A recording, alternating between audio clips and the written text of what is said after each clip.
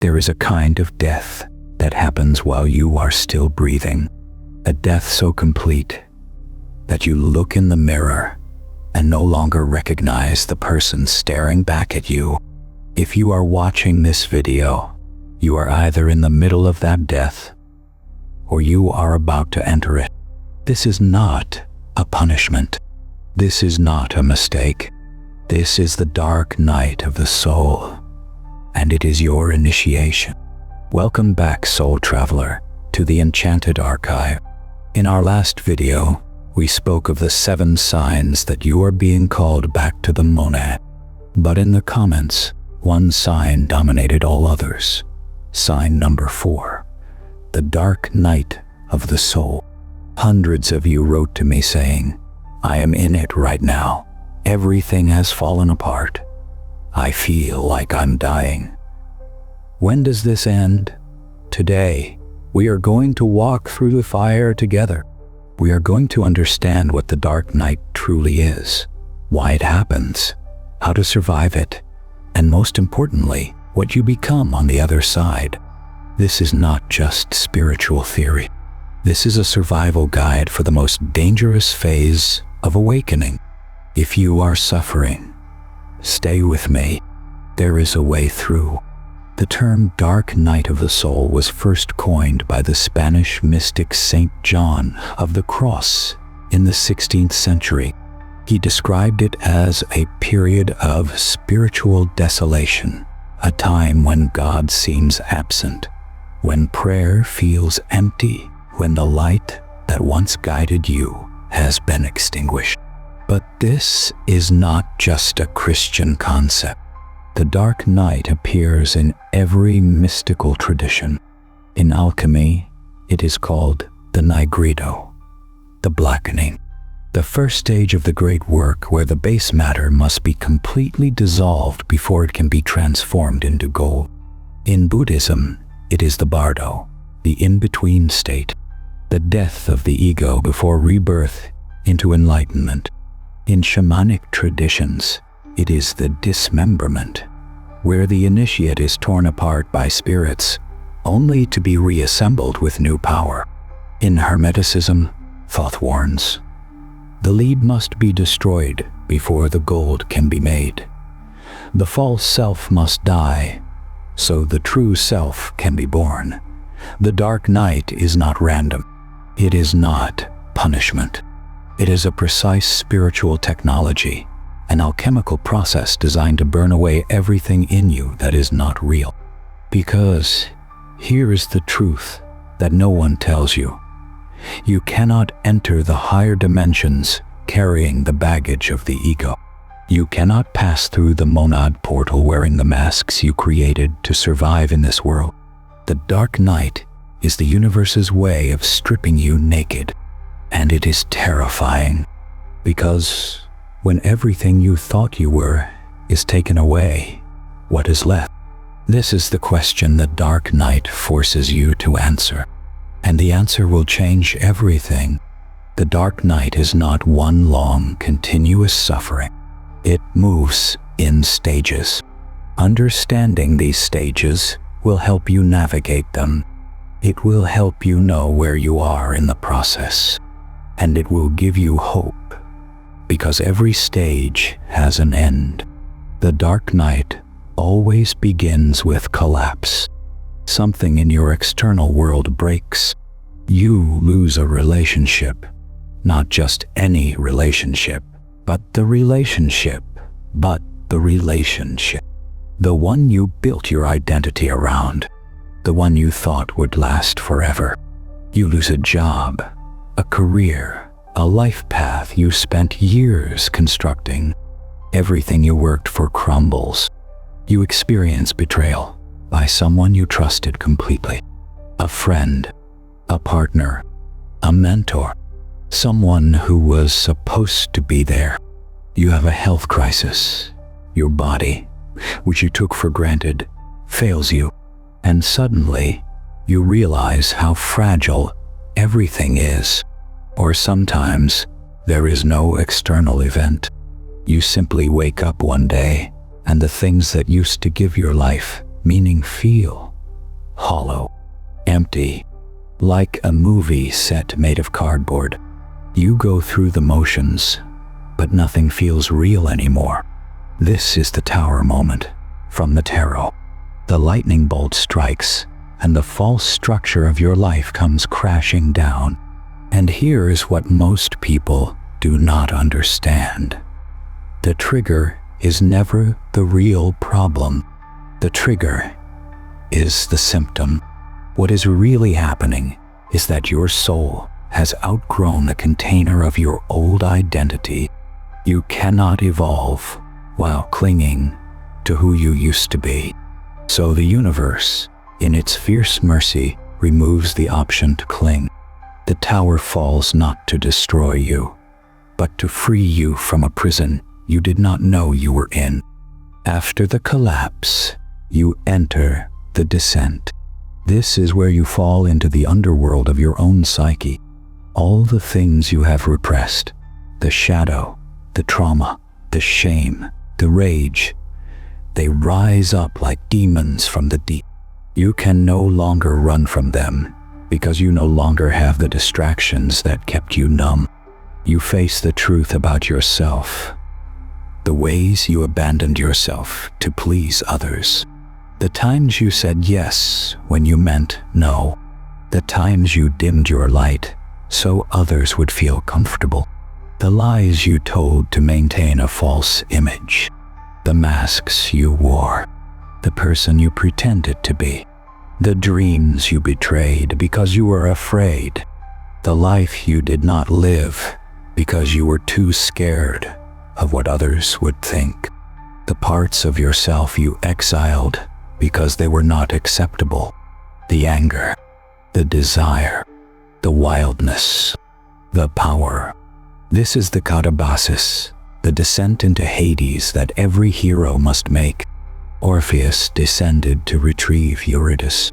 Inanna descended through the 7 gates to meet her dark sister Ereshkigal.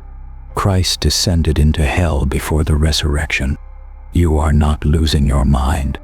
You are being forced to see your mind, all of it, including the parts you wished did not exist. And in this seeing, you realize, I am not who I thought I was. The person you have been presenting to the world, the person you have been presenting to yourself, that person is a construction, a story, a mask, God. And now, the mask is cracking, and you not know what is underneath. After the descent, you enter the void. This is the most dangerous stage. This is where most people turn back or break. The void is a state of total emptiness. You have no motivation, no desire, no sense of purpose. Even spiritual practice feels meaningless. You pray, but the heavens are silent. You meditate, but instead of peace, you find only numbness. The things that used to bring you joy, music, art, nature, connection, they feel flat, distant, like you are watching them through glass. You go through your days like a ghost. You perform the necessary functions, work, eat, sleep. But you are not really there. You are hollow. The mystics call this divine abandonment. It feels as though God, the universe, your higher self, whatever you believed in, has left you. You are alone in the dark, and there is no light anywhere. People try to help. They tell you to think positive, to count your blessings, to just try harder. And their words feel like violence because they do not understand. They are speaking a language you no longer speak. This is the death of hope, and it is necessary because hope, as beautiful as it sounds, is still a form of attachment. Hope says things will get better, but the dark night is not about things getting better. It is about you becoming something entirely different. In the void, You must learn to exist without meaning, without identity, without a map. You must die before you die. Rumi said, "Die before you die, and you will never die." This is what he meant. The ego must experience its own death while the body still lives. Only then can the true self emerge. The void is not the end. The void is the womb. It is the space between breaths, the silence before the first note of a symphony. You are not dying. You are gestating. You do not leave the dark night by trying to escape it. You leave it by surrendering so completely that there is nothing left to fight. And then one day, without warning, something shifts. It is not a grand revelation. It is quiet, subtle. You wake up and notice that the heaviness is a little lighter. You look at the sky and actually see the clouds. You taste your food and notice the flavor. You feel a flicker of curiosity about something, anything. Maybe you pick up a book. Maybe you go for a walk. Maybe you have a conversation that feels real for the first time in months. This is the albedo, the whitening, the first light after the Nigredo. The alchemists knew. After the blackening comes the purification. You are not who you were, but you are also not yet who you will become. You are raw, tender, newly born, like a chick breaking through the shell, blinking in the light. The old world has not returned, and it never will, but a new world is beginning to form. You notice that your values have changed. The things that used to matter, status, approval, accumulation, feel absurd now. What matters now is authenticity, truth, presence, heart, connection. You notice that you have boundaries now, real boundaries. You say no to things that used to control you, not with anger, not with guilt, just with quiet clarity. You notice that you see people differently. You see their pain, their masks, their struggle, and instead of judgment, you feel compassion, because you know what it is to suffer. You know what it is to be lost. This is the emergence, the resurrection. You have been through the fire, and you are still here. The journey is not over, but the worst is behind you. The dark night is not random suffering. It has a precise spiritual function. Let me tell you what the mystics discovered. The ego is the false self, the collection of beliefs, identities, and stories you created to survive in the material world. I am successful. I am lovable because I do X. I am safe because I have Y. I am worthy because people approve of me.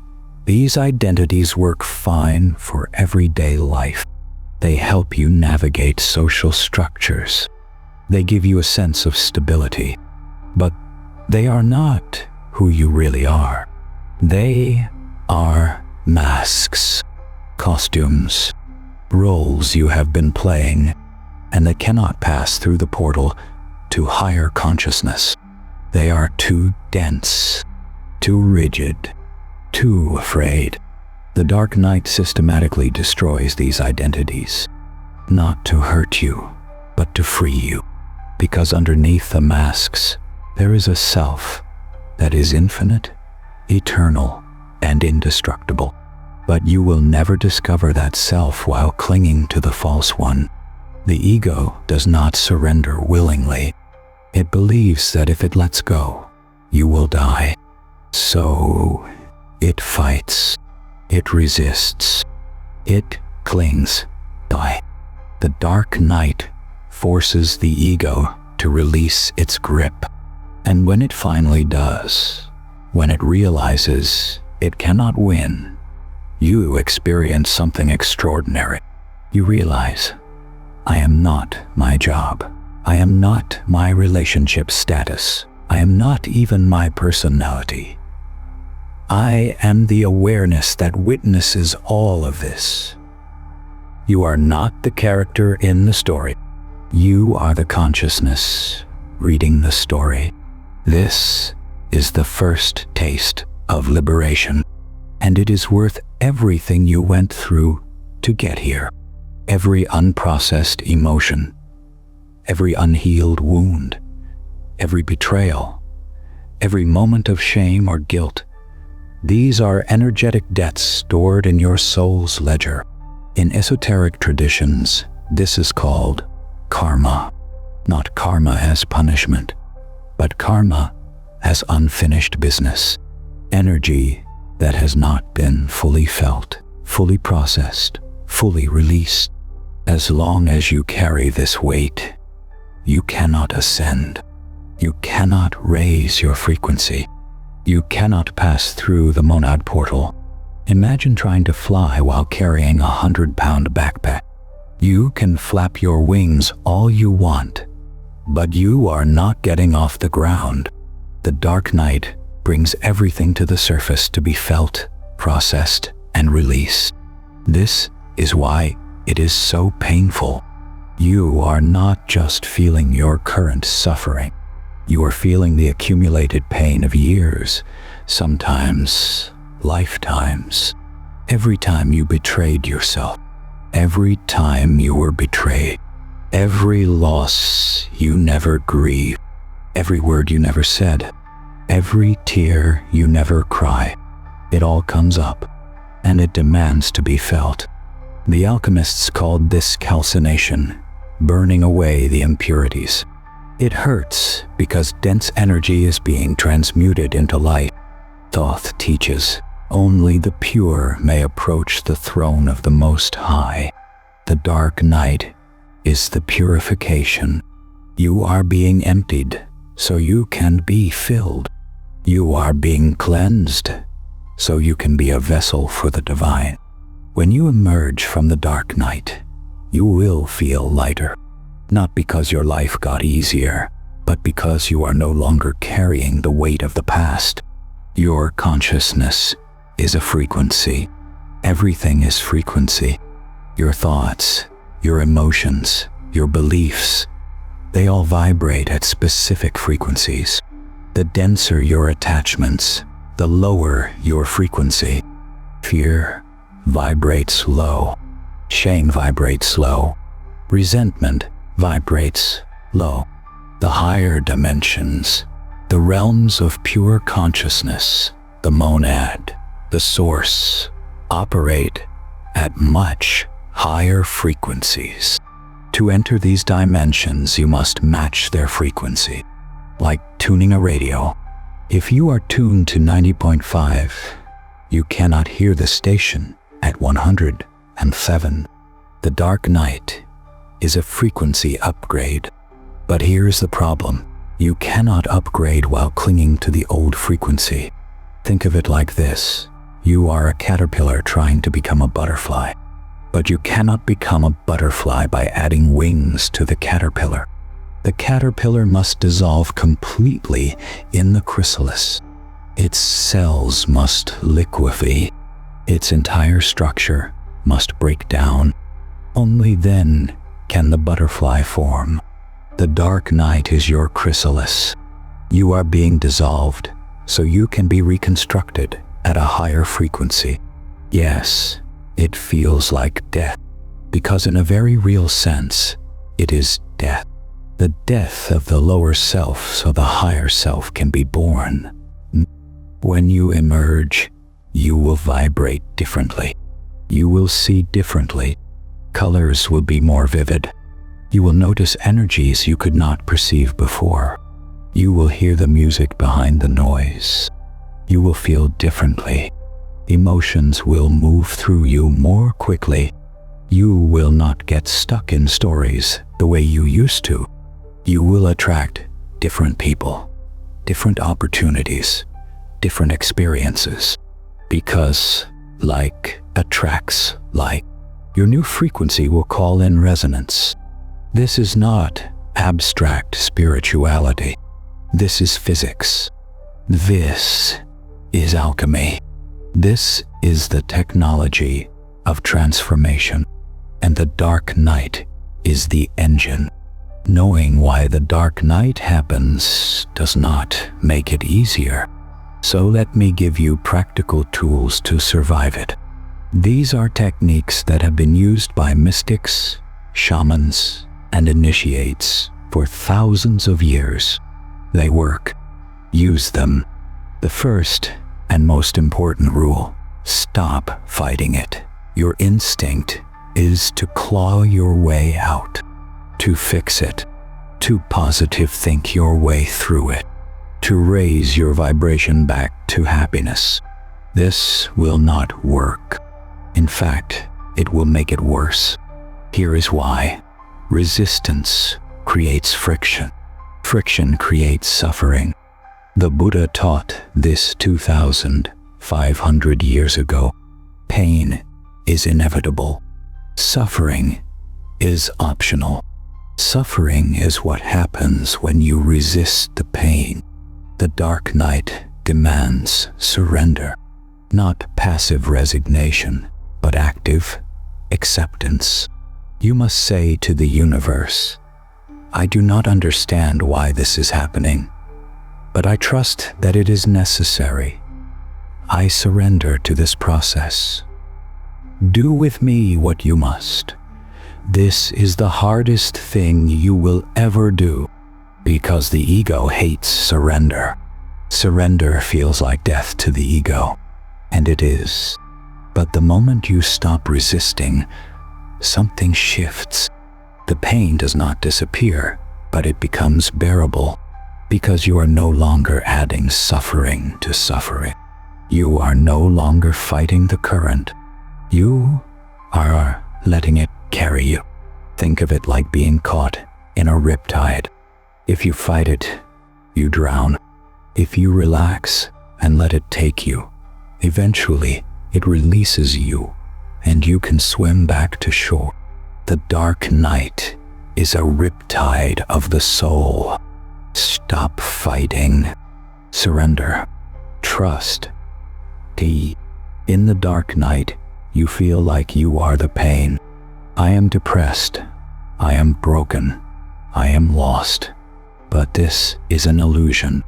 Pain is an experience.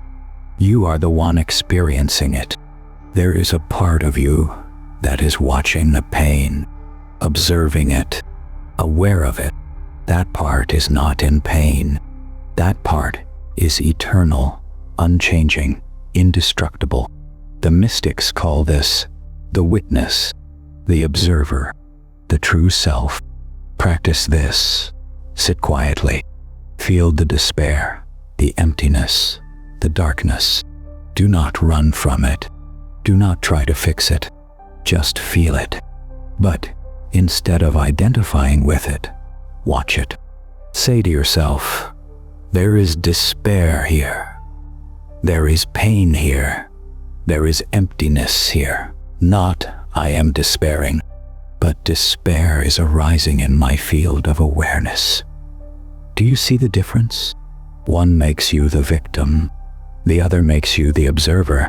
You are not the storm. You are the sky in which the storm appears. The storm is violent, chaotic, destructive, but the sky remains unchanged. The sky does not resist the storm. The sky holds the storm. You are that sky. This practice creates space, and in that space, you discover the part of you that cannot be destroyed, the eternal witness, the soul, the fragment of the monad. This is what the Buddhists call non-attachment. This is what the Stoics called the view from above. This is what Hermes meant when he said, as above, so below. When you can witness your pain without becoming it, you have found freedom. Write everything down, not to solve it, not to analyze it, but to externalize the chaos. Your mind in the dark night is a storm. Thoughts swirl, emotions crash, memories surface. It is overwhelming. The journal becomes a container. It holds the darkness so you do not have to carry it alone. Every morning, write, "Today I feel," and let it pour out. The rage, the hopelessness, the confusion, the fear. Do not edit. Do not make it pretty. Let it be raw. Write the things you cannot say out loud, the things you are ashamed to feel, the things that do not make sense. Your journal will not judge you. Your journal will hold space for all of it. And here is the magic. Months later, you will read those entries and realize how far you have come. You will see patterns. You will see growth. You will have evidence of your own transformation. You will read sentences you wrote in the depths of despair and think, "I cannot believe I survived that." And you will know, if I survived that, I can survive anything. The journal is your witness, your companion, your proof that you are not going in circles, even when it feels like you are. Write every day, even when you do not want to, especially when you do not want to. The soul understands symbols. The subconscious speaks the language of ritual. Give it a ceremony. Take a piece of paper. Write down the identity you are releasing. I release my identity as the successful entrepreneur. I release my identity as the good daughter. I release my identity as the person who has it all together. The life that is dying. I release my need to be in control. I release my attachment to this relationship. I release my fear of being alone, the person you used to be. I release the version of me that believed love required sacrifice. I release the version of me that needed external validation to feel worthy. Be specific. Be honest. Write until there is nothing left to write. Then burn the paper safely in a fireproof container or a fireplace. As it burns, say, "I honor who I was. I release who I am not. I make space for who I am becoming." Watch the smoke rise. Imagine it carrying these identities up and away, releasing them back to the universe. This is not magic thinking. This is ceremonial closure. Your subconscious needs permission to let go. The ritual gives that permission. In indigenous cultures, every major transition is marked by ceremony. Birth, death, coming of age, marriage, death. Oh, the dark night is a death. Honor it with ritual. The dark night happens in the mind and soul, but the body is your anchor. When you feel like you are dissolving, when you feel like you are disappearing into the void, come back to the body. Walk barefoot on earth. Feel the grass, the dirt, the sand beneath your feet. Let the earth hold you. Feel the water on your skin in the shower. Notice the temperature, the pressure, the sensation. Do vigorous exercise until you are too tired to think. Run, guide, dance, lift weights, move energy through your body. Practice breath work, box breathing. Inhale for 4 counts. Hold for 4 counts. Exhale for 4 counts.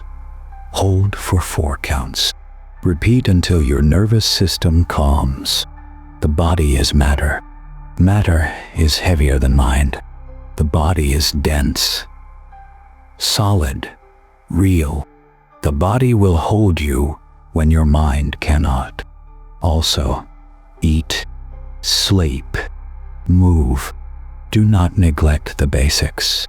In the dark night, it is easy to forget to eat, to stop caring about sleep, to let your health deteriorate. Do not do this. Spiritual transformation is metabolically expensive. Your nervous system is being rewired. Your energy body is being upgraded. Your body needs fuel. Eat protein.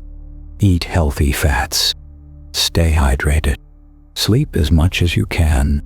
Treat your body like it is recovering from major surgery, because in a very real sense, it is. The body is not separate from the soul. The body is the vessel for the soul. Honor it. Care for it. Ground in it. How do you know when it is ending? The emergence is gradual. There is no single moment where you wake up and everything is fine. But there are signs. Look for these. You notice you are interested in something again. A book, a project, a question, and a sensation. It might be small. You wonder what a certain plant is called. You want to try a new recipe. You think about learning something. Curiosity is the first sign that life force is returning. Curiosity is the opposite of despair. Despair says nothing matters. Curiosity says, I wonder. If you feel even a flicker of curiosity, you are healing. You are not happy yet, but you are not suffering either. You feel neutral, quiet, still. This is not numbness. Numbness is disconnection. This is equanimity. This is the eye of the storm. You can observe your life without being overwhelmed by it. You can feel emotions without being consumed by them. This neutral peace is one of the most valuable states you will ever experience. It is the foundation of true wisdom. You start saying no to things that used to control you. Toxic people, dead-end jobs, false obligations, expectations that were never yours to carry. You are not angry anymore. You are not resentful. You are just done. You realize that you have been living a life designed by others, and you do not want to do that anymore. The boundaries you set now are not reactive. They are calm, clear, and non-negotiable. This is the sign of a self that has been forged in fire. You stop caring about things that used to matter.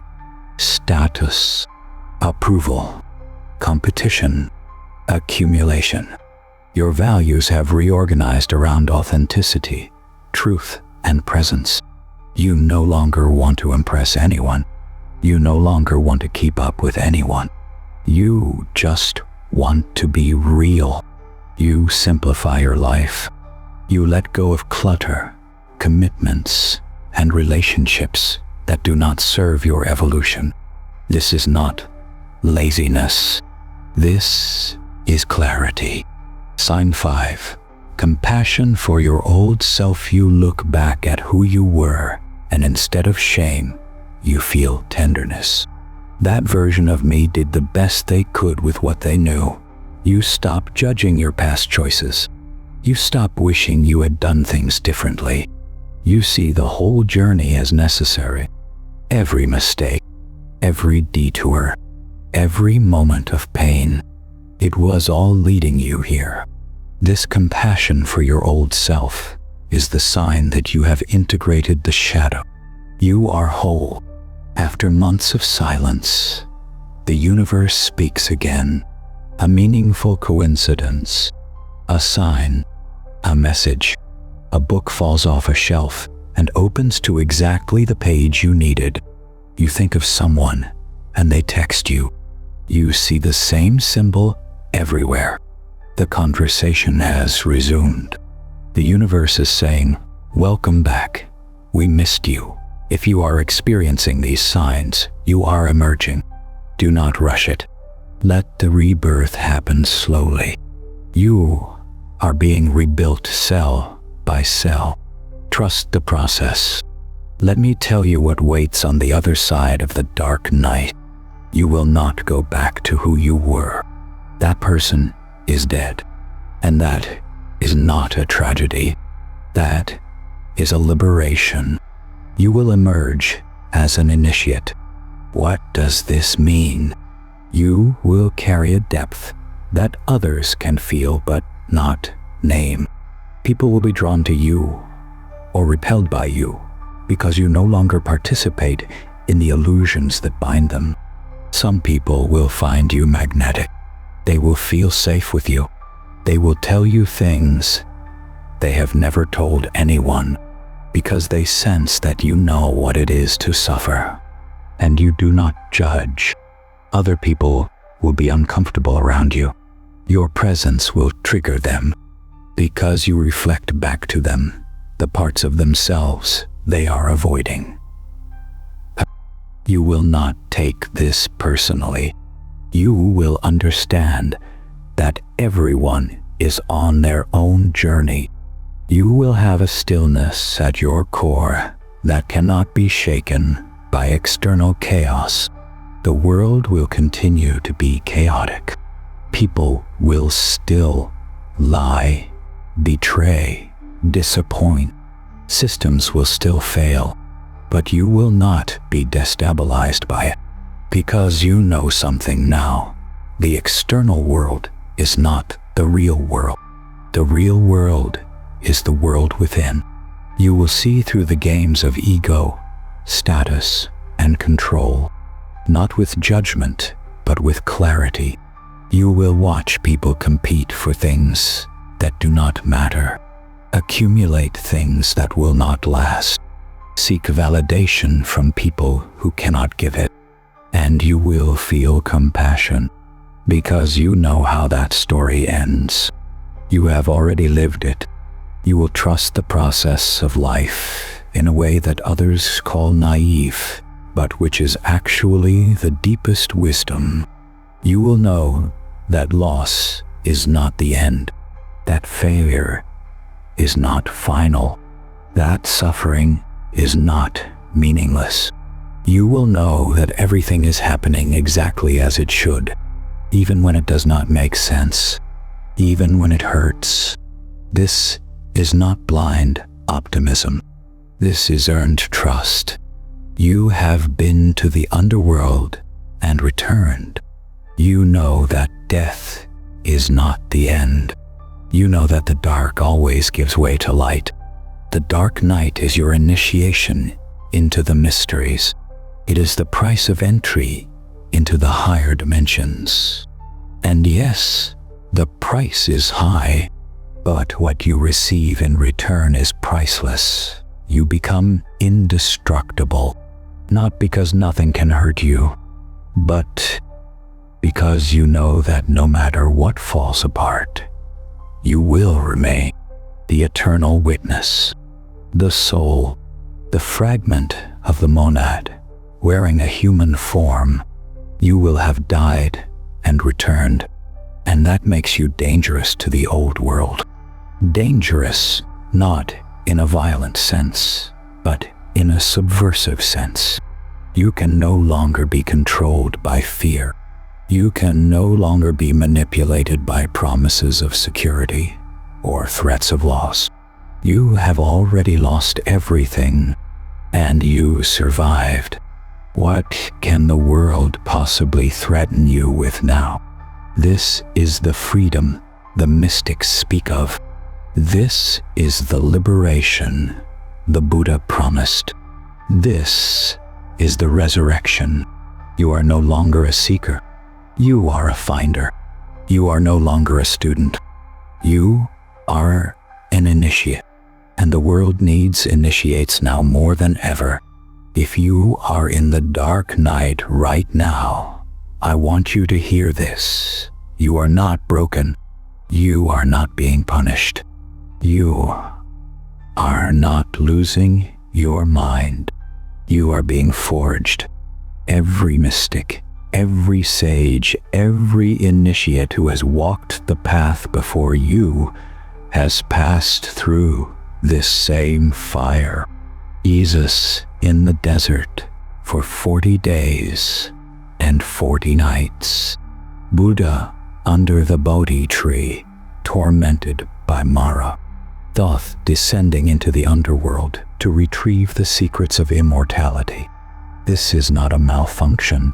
This is the way. And you are strong enough. Not because you feel strong, you do not, but because you are still here. You are still breathing. You are still seeking. That alone proves you are ready. The monad is calling you home.